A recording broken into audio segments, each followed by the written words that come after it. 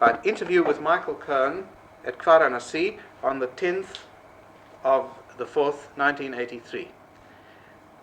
Could you begin by tracing in very heading form your own biographical involvement with Habonim, starting off from where you were born and then when you became involved in Habonim?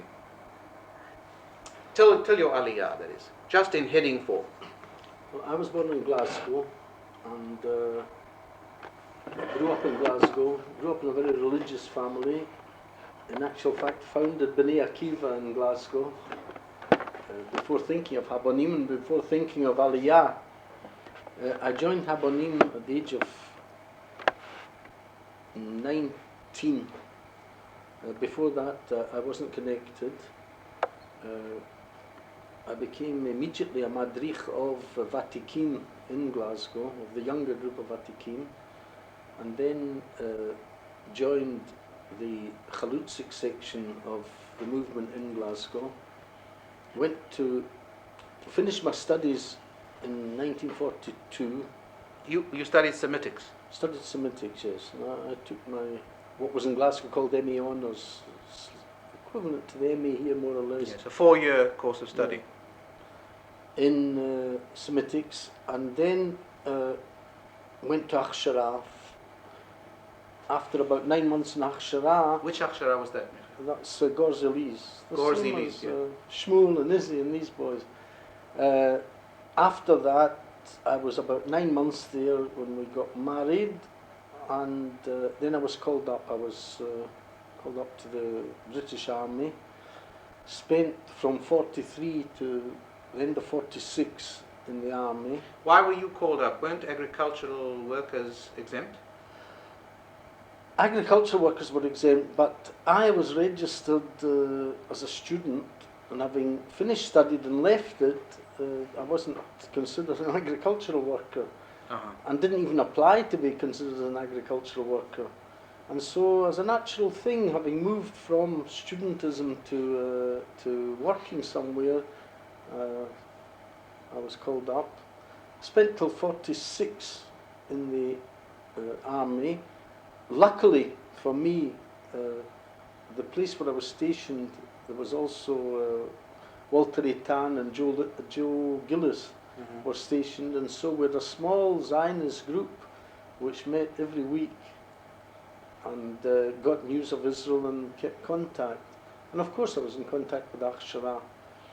After the war, when I was released, Rini was already Gizbarit of the movement, and I was asked to take over Hadra Khan, Northwest London, and at the same time the Jewish agency asked for someone from Habonim to come to do certain jobs which the politicians as such couldn't do, such as the decoding, the contact with buying arms, the contact with Haganah, the boys that came over from Palestine as it was then to Britain.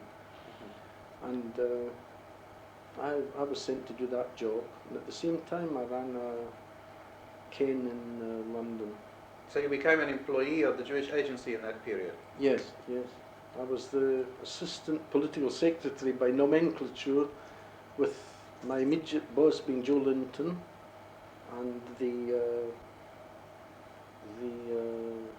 Hanala. I'm sorry for mixing up Hebrew and English, but I've forgotten a lot of the English. No, that doesn't matter. The executive was Beryl Locker, Shragai, and Professor Brodetsky, Zelig Brodetsky. That was the executive.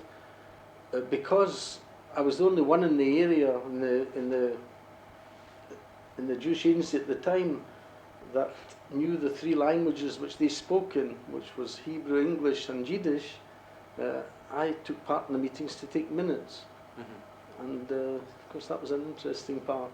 So the minutes of those meetings were your minutes from 1947, I would say then. It must be 1947, 48. Till just after the beginning of the state. And then did you go back to Akshara before you came to live in Israel? No, from then we went straight on to live in Israel. We had finished our Akshara by then. as you know, some of the Chavarim from Achshar had already been through Aliyah Bet, some through Aliyah Daled, and we joined the kibbutz group, the Garin, in Israel already. Uh-huh. Now, while you were in the army, just one last point. In what way did you keep up contact? You said with the Hachshara, going back during. Yes, I was in a job. Time, or? I was in a job where you could go back every 2 or 3 weeks. I wasn't abroad. I was in. It's just a strange thing, nothing to do with your recording. I was in the Navy in the point of England which is the furthest away from any sea. I see. It was an intelligence unit, and it was easy to get back. So you had a lot of contact, even during the war years, with what was happening on the Hachsharot and in the... Yes. Now, one more thing that's worth mentioning, it shows you how the English structure was, the English army structure at any rate. I was on a 6-month course in London, and during that time the movement said to me, you must do Hadracha. And I did Hadracha in West London for the 6 months that I was on the course. So I wanted to clarify that in that period too you had contact with the movement. Now I'd like to switch to the central thing that I wanted to ask you about. Would you find it possible to trace retrospectively the main ideological evolution of the whole entity of Habonim with its Chalut section and so on, from the beginning of your association seriously with the movement, that is, which means just before the outbreak of the Second World War, through to the time of your Aliyah? I mean, if you were, for example, writing something yourself about that period, what would be your initial division as you base it on your recollection? I can only really do it locally, because as far as I was concerned, the Habonim as such was already a Chalutz movement when I joined. The local movement wasn't. The local Glasgow movement still wasn't. It was very Aliyah minded, but not a Chalutz movement. But we understood that generally speaking the movement was Chalutzik. In Glasgow, I would say it was 1941, or the end of 1940, before we formed inside the movement a Chalutz group and gave a Chalutzik direction to the movement. Now there was no fuss or argument about it. It wasn't that there was an ideological disagreement in those days, but Habonim was a wide movement, and even when I got to London I found that all the different sections were there, people who saw the movement as a youth movement, people who saw the movement as an Aliyah movement, people who saw the movement as a Chalutz movement, and they all worked together. There was no ideological differences. There were no ideological differences when I came into the picture. It was already a Chalutz movement, and including all the other things. In other words, including people who didn't see themselves as Chalutzim. I can't remember any time when the movement as such said someone who's not Aliyah or Chalutz should leave the movement. That never became an official policy in that period. Can't remember any, even after the war, I just can't remember any period during my time where that was the line. There was the beginning of a line after the war to say don't study, go straight to Aliyah, which I didn't agree with so much, but I don't think that ever became the official line either. As far as my recollection goes, that was never an official line in Habonim in England. What about the ideological axis of socialism and the general approach to Zionism? How significant was that as a factor? I was told by Shmuel Chatzor about one particular incident of those who had been deported because they were aliens to Canada coming back onto his Hachshara as a very distinct communist cadre in an attempt to influence away from Zionism? When I want to tell you a story about that, in 1939 a group of Bachad boys came from Germany to Glasgow, and I was then responsible for Bnei Akiva and got the bayit ready for them and everything. And was Why were very you close. responsible for Bnei Akiva? I founded Bnei Akiva in Glasgow before I went to Abonim. I founded Bnei Akiva, and till I joined Abonim, I was 2 years leading Bnei Akiva. I see. And so I organised the bayit. Now, over half of these Bachad boys became communists. Probably because of the treatment they got in Britain. The British, although, well, never mind last night's film, but the British, in spite of the fact that from our point of view they'd accepted quite a lot of people from Europe, and the Jewish community was doing its utmost to look after them, when the war did break out, they considered every German accent as a potential spy. And it's easy to blame them now. It wasn't so easy to blame them then, because no doubt about it, the Germans sent over spies together with the refugees. No doubt about it.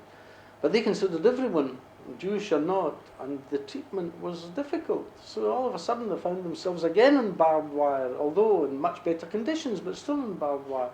When they wanted to join the army, they weren't allowed to, and if they were allowed to, eventually they were given jobs like digging ditches and so forth. They weren't trusted. And why should that lead to a radicalization politically? Because they felt that if this was the system in Britain, and I suppose the same thing happened in America and Canada, and some were deported to Australia, and they saw how they were being handled, they saw the only hope in communism. And it wasn't socialism, they became communists. The same thing happened with these people that came back from Canada, and some of them were outstanding brains, outstanding intellects. They became communists, and they left them. In the end, they left the movement after the fight to bring the Hachsherot away from, or that particular Hachshara, because afterwards the Hachsherot were of a different nature. But that particular Hachshara, which was more inclined to socialist ideas than Gozali's or the one after us. The Chava, as it was called in Kent, was the Hachshara A, when these people were much more involved, and B, were the Chavarim coming from England were more radical. And but in the end, after quite a big discussion and a big fight, they left. do you know what happened to these people? Did they become active in left-wing activity in Britain as a whole, or did you lose contact with them? I lost contact with them, except for one person from Bachad who was stayed in Glasgow and was active in the party in Glasgow. Afterwards left the party again after the war, 48, when everyone saw what was happening with the Russian-controlled areas. He left the party and became a lecturer in French and German in one of the universities, and now in Aliyah. Ended up on Aliyah. Ended up in Aliyah, ended up with his daughter marrying a man from a religious kibbutz. Oh, interesting. But one of the things that is a little puzzling, or at any rate characteristic of the situation in England, is that there seems to have been a considerable polarization. Those who were involved in this period of the 40s in Habonim or any of the other intensive youth frameworks were living very much as a separate part of the total society, and were not rubbing shoulders with people involved in politics in Britain, including the left wing, the Labour and so on. Could you respond to that? Is what I'm saying a correct interpretation? I don't think so. I don't think so at all. First of all, our Shaliach at the time was very involved both with Zionist Labour politics and with Labour politics. Who was that? Baruch Tal and... Rosenthal was his full name, yes, right? yes, but they became Tal already. And together with Beryl Locker, he was very involved. We were involved with slightly in our own area, but not too much. But the people who were... At this point, the tape got stuck, and I switched to another tape for the continuation.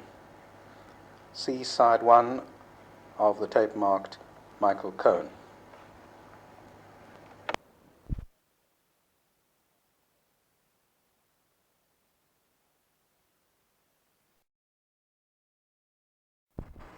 Testing. Right. So we were talking about the question of the degree of association or disassociation of the leadership of Habonim from political activities in Britain itself, or something which incidentally would have been called in the European context Gegenwartsarbeit and so on. But Yes, my impression was of a very striking disassociation and going on separate paths. But you say that that's not necessarily so at all. No, I wouldn't. We weren't active in the way of becoming leaders of the Labour Party in an area or anything like that. But the Habonim leadership in town was quite active in the elections. Many of us were still in the army in the first elections, after all. And the Habonim who came over from Germany had no status at all to vote. So the Hachsharot as such couldn't be very active even if they wanted to, because the boys born in Britain, many of them were in the army, and the people not born in Britain couldn't do much.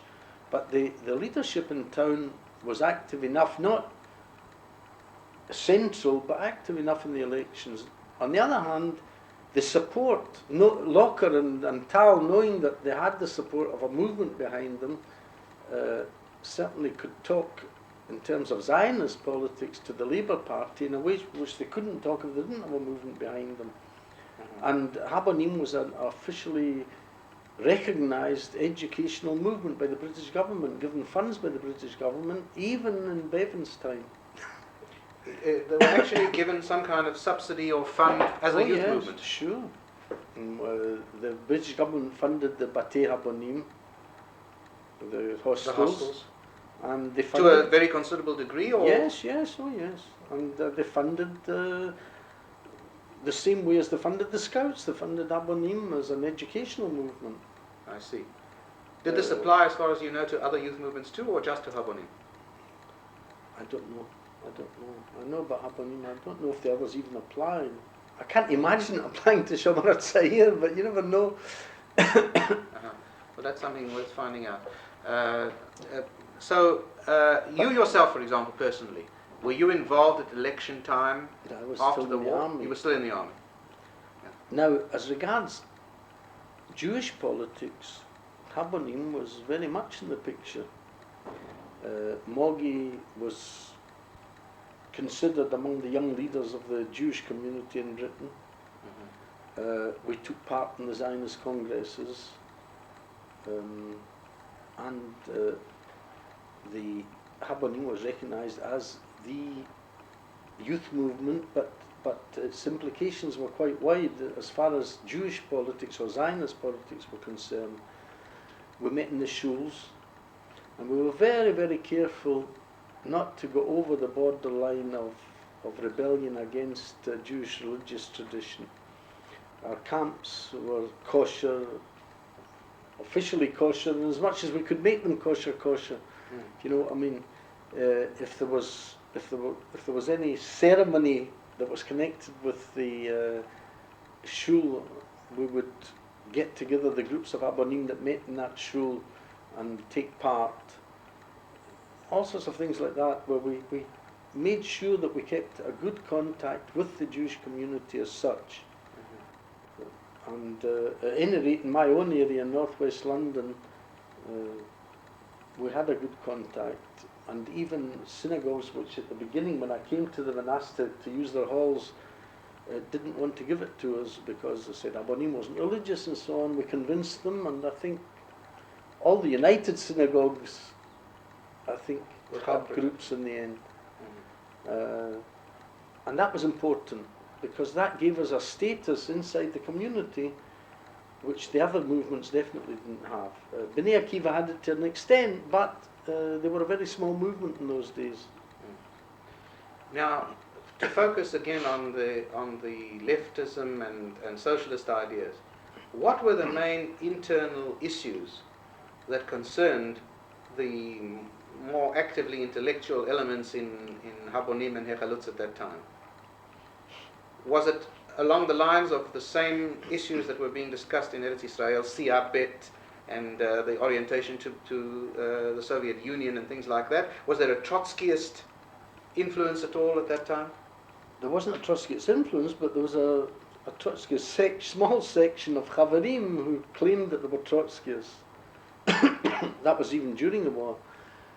As I say, the people on the Chava, which was, the Kent Hachshara, they consider themselves more left than the others. Where are they today in Israel, those who came? Here. At Paranasi? Yes.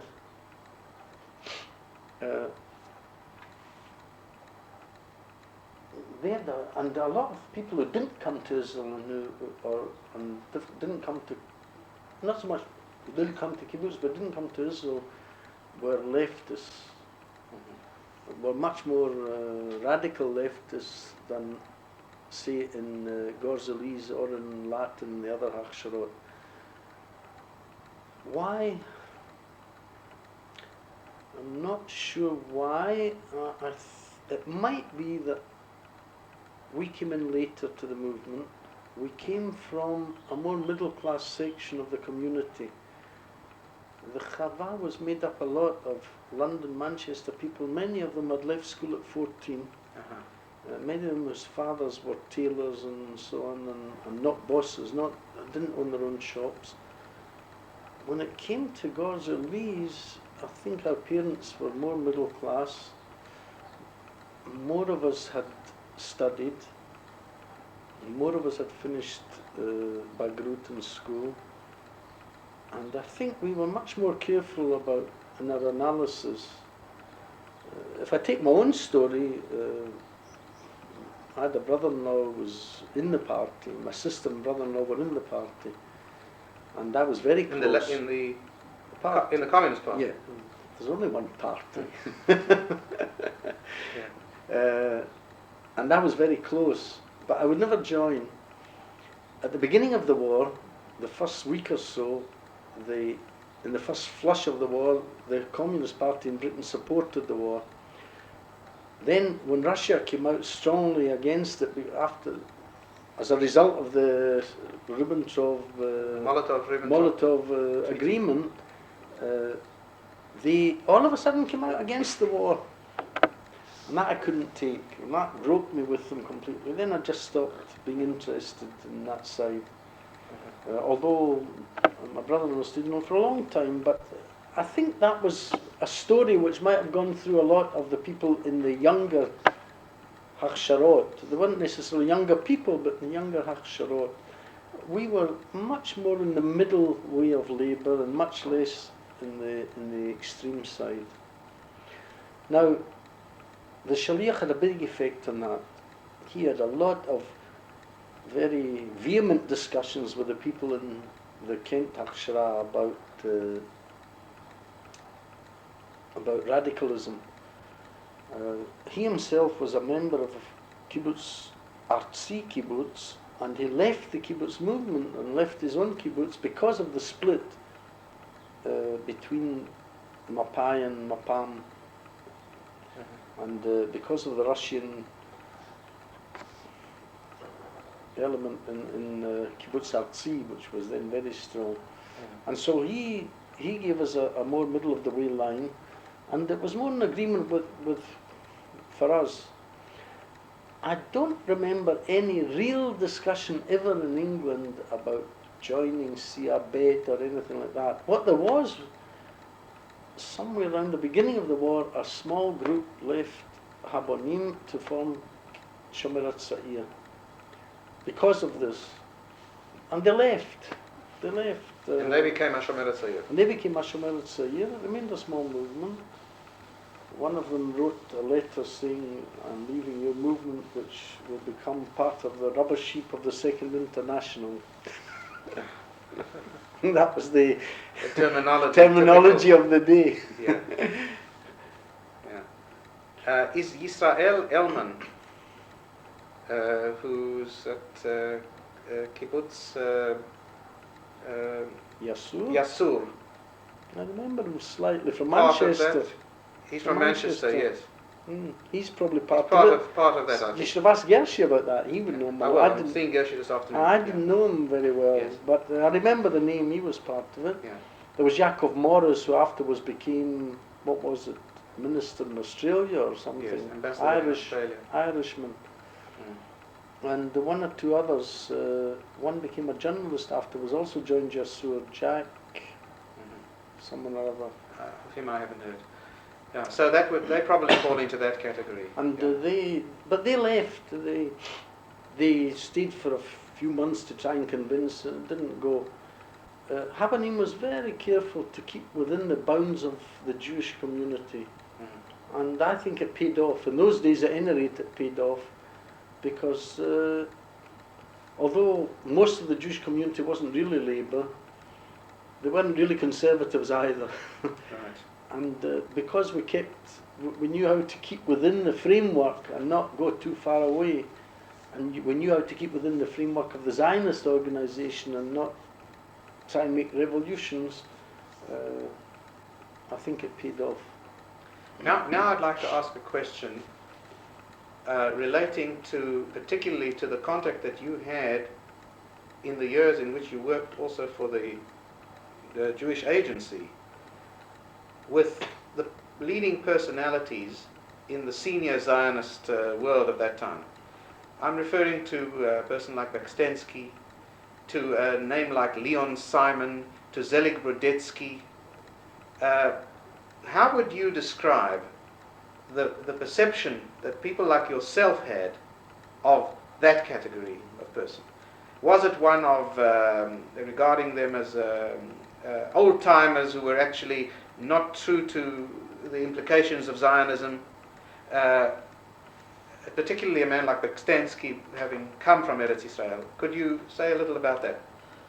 Leon Simon, I didn't know. He was a name, but he wasn't really active.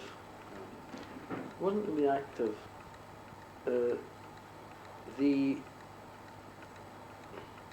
Jewish, it wasn't. There was the Zionist Federation, which Bakstensky was secretary of, and the Zionist Federation was separate from the Jewish Agency.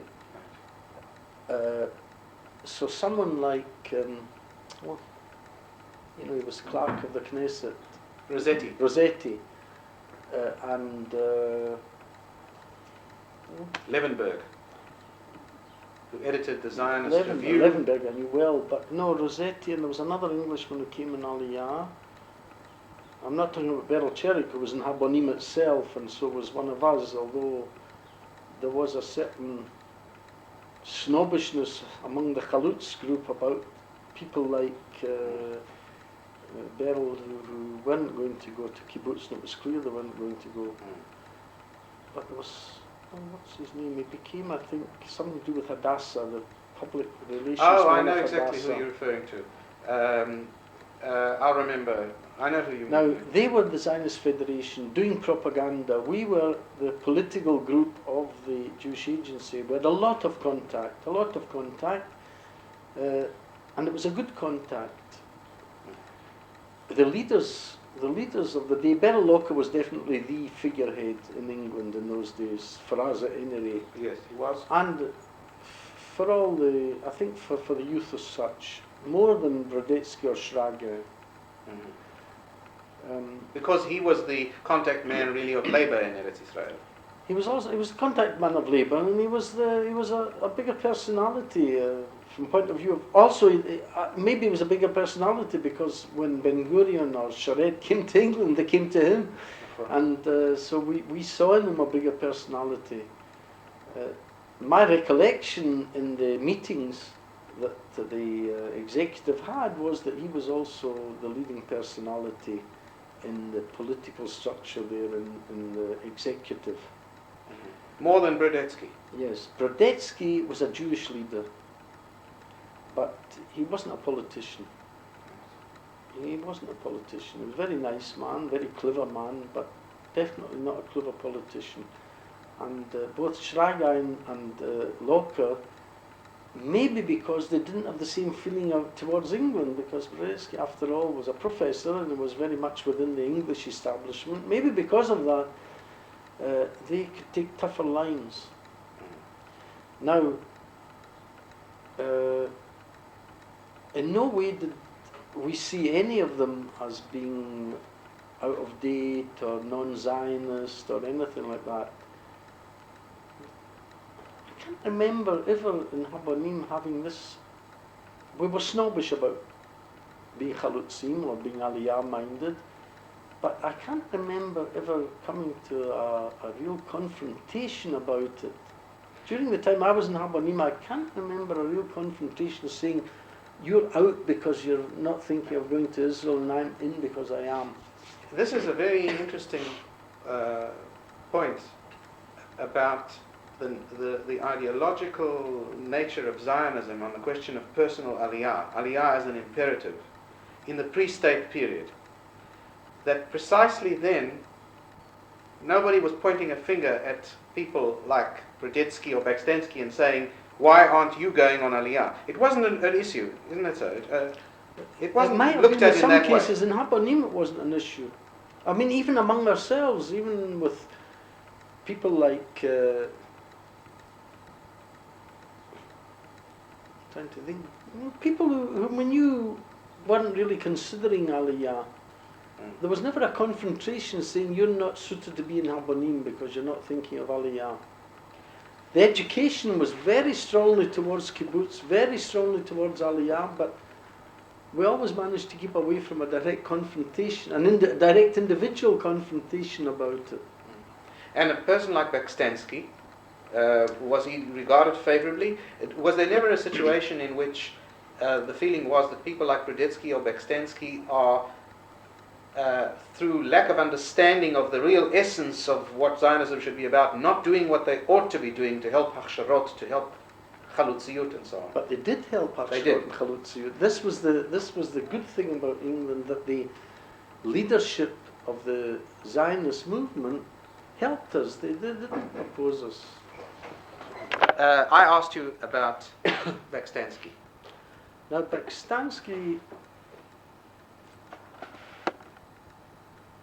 was a brilliant man, very incisive, very sharp mind, very, very sharp mind,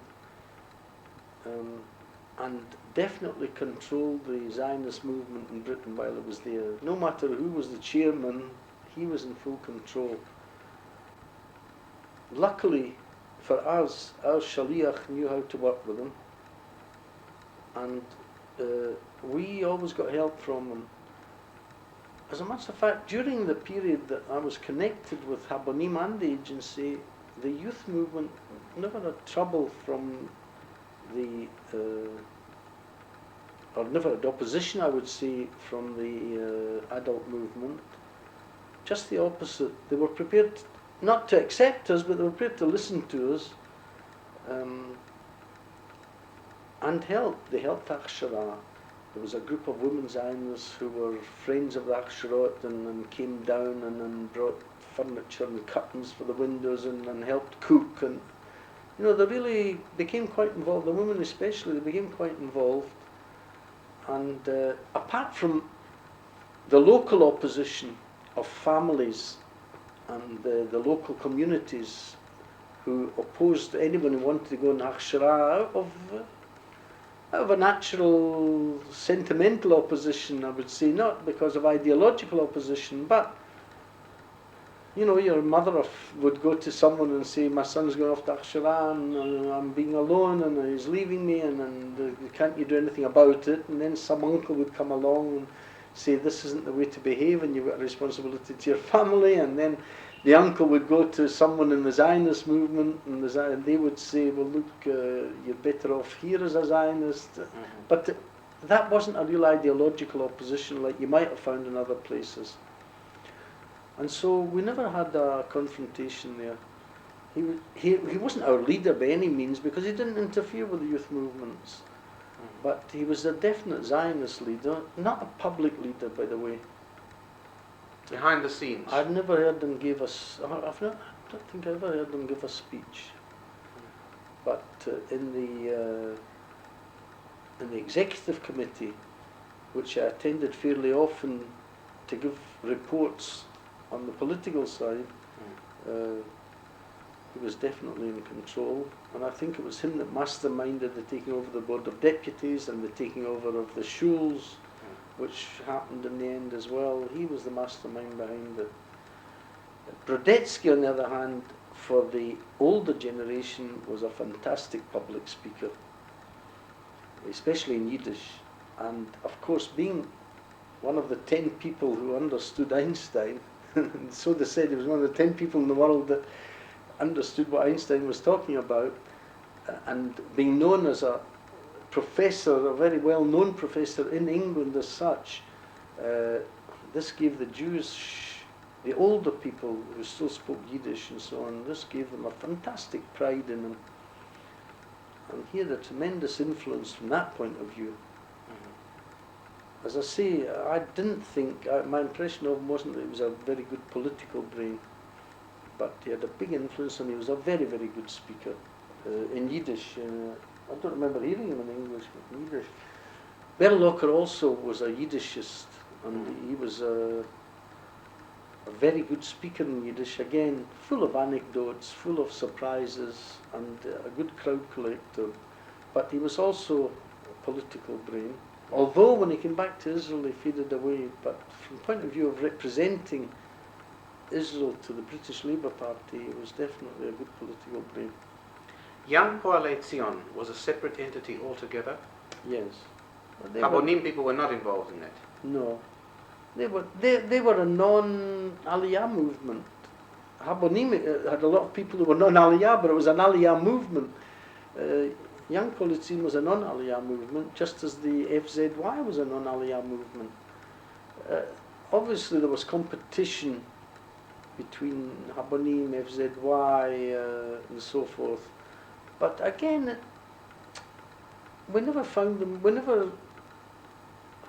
relevant, if you know what I mean. They were a big movement, FZY, after all. It was a general movement. Then there was the student Zionist movement, where a lot of Habonim members were active, but never officially Habonim students. But since many of the Habonim people were madrichim, were students, they had quite a big influence inside the students' organisation. And of course, when I was a student, which was just before the war and at the beginning of the war, Abe Herman and Aubrey Iban were the big names in the student Zionist movement and in the British Zionist movement as speakers, as good debaters, and as good debaters against the revisionists. You know, again, the revisionists, Betar, I don't remember existing in Britain. Very weak. But I don't remember it existing at all, but there was a revisionist movement, yes, which wasn't so weak. Yeah.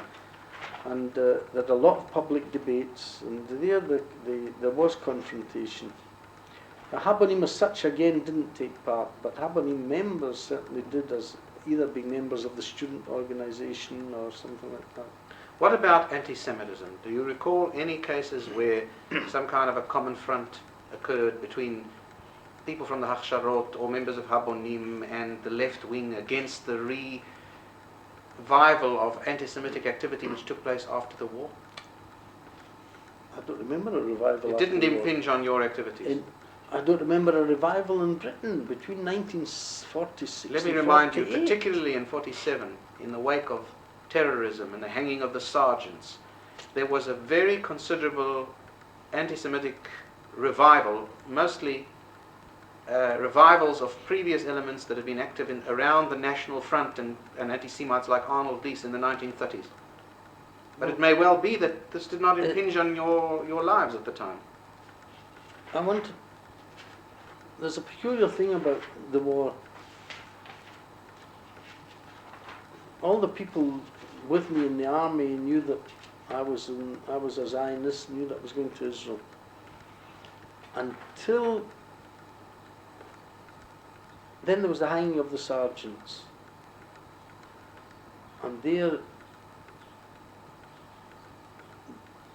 let me put it this way, until the hanging of the sergeants, they would come down and say, oh, I see your boys have been at it again, you know, a bridge was blown up or something. They would say, I see your boys have been at it again, and I would say, yes, of course, you know, I wish your government would stop doing what they're doing out there. With the hanging of the sergeants, it became more serious, but again, the real bitterness came with the blowing up of the King David. And then it was serious, but it didn't last that long. At least from a personal point of view, because I was still in the forces, from a personal point of view, it didn't last that long, maybe 2 or 3 days, and then it went back to normal. The overall perspective is not one of tremendous crisis in the relationship between Jews and the non-Jewish environment. I didn't feel it at all, to tell you the truth. It might have been that I was insensitive to it. It might have been that because in the officers' mess it was considered not the done thing to talk politics at all. In fact, it was against the law of the Navy to talk politics. That until the end of 46, I had no contact with it because we were all very careful not to talk politics. And after 46, you were so involved in your own activities within the Jewish sphere. Apart from the big things we did about Aliyah, you know, let our people go and accept Jews to Israel, give certificates and all that side of it, which mostly passed off quietly. I can't remember anyone throwing stones or even rotten tomatoes at us. But apart from that sort of activity, the activity that there was before the war, where Habonim was involved, of going out into the London streets and facing Mosley's fascists, don't remember the newspapers or anything else. Today it's different. I don't know what Habonim does today, but today anti-Semitism is very open in England. But in the 30s, as you say, the Habonim was involved in some of the East End clashes. Yes, together with other Jewish... Now, then I wouldn't know how the Defence Committee worked, whether it was a natural thing or whether there was a formal decision to combine. The Defence Committee of the community. Of the community, yeah. Okay, I want to give you a précis of something, some notes that I have based on some of the newspapers, and this would be the last thing that I want to ask. After the Second World War, ideological discussions began to turn on the question of the type of Hachshara. For example, there was an interesting article by Bernard Seal, Hachshara for what? As a result of discussions on Hachshara that had taken place in the London Chabura. The main division of feeling was about Hachshara in England, but there were also differences of opinion in Eretz Israel itself. Look at that. It's something. No, that's me. Oh, that's you. They're beeping you to... They're beeping me to a phone call, but I told her I wasn't going to be near a phone. Okay, this won't take much longer. Some felt Hachshara should be like a form of national service for Jewish youth. And others felt Hachshara had a role to play in the movement. This was a major issue. This discussion you participated in. There's an article by Michael Cohen. Argued that Cohen felt that human relationships on a kibbutz were superior to that which is needed to make a good businessman or a good worker. Writing on the romantic side, and that it is a good thing to be amongst those changing the whole conception of the Jewish people towards manual work, and so on. You obviously won't remember this, but this was one of many things. Could you respond? How vivid is this issue to you? Was this a real issue? Were there people who were really challenging Hachshara as an idea in England? Yes, sure. It became a big issue. The nearer we got to statehood, and the easier it was to get to Israel. And as you know yourself, afterwards it just naturally dropped out. Because, A, those that said you do need some sort of Hachshara said do it in Israel, where you would learn close at hand what the kibbutz works like. And those of them that said, go and live in the kibbutz if you want to. What do you need Hachshara for? You'll get it as you live there. Now, I think there were two factors involved really. A, the Hachshara was strong when you couldn't go in Aliyah anyway. And you had to take some step to show your formal agreement with the movement, or with the Chalutz side of the movement. And after all, our Hachshara were very strong and gave a lot of leadership because we were 5 years together in Hachshara. the shorter the Hakshara period became, the less important it became as a training movement, and the less united, the less integrated it became as a Hakshara, because you needed, the shorter the Hakshara was, the more you were taking people out to do Hadracha and to be maskirim of the movement and so on, and so the whole Hakshara became less integrated. Now, this was probably still in 46. This was in 47. This was in 47. Where I still felt that you needed a period of learning how to live together, just in order to how to live together without all the other changes which were going to take place, being new in Israel, being new in a kibbutz and so on. But it was a natural process in the end, and although it was a big discussion at the time, in the end it turned out to be not such a relevant discussion, but to be a natural process of shortening the period of Hakshara, and therefore the whole thing became, in a way, useless. I understand. And there are quite a lot of these discussions that went on after all that were very vehement in the day, afterwards proved to be a bit so irrelevant. Significant in Not perspective. significant. Okay, you were very much wanted there, I'm sure. Thank you very much, Michael. And that's the end of this tape.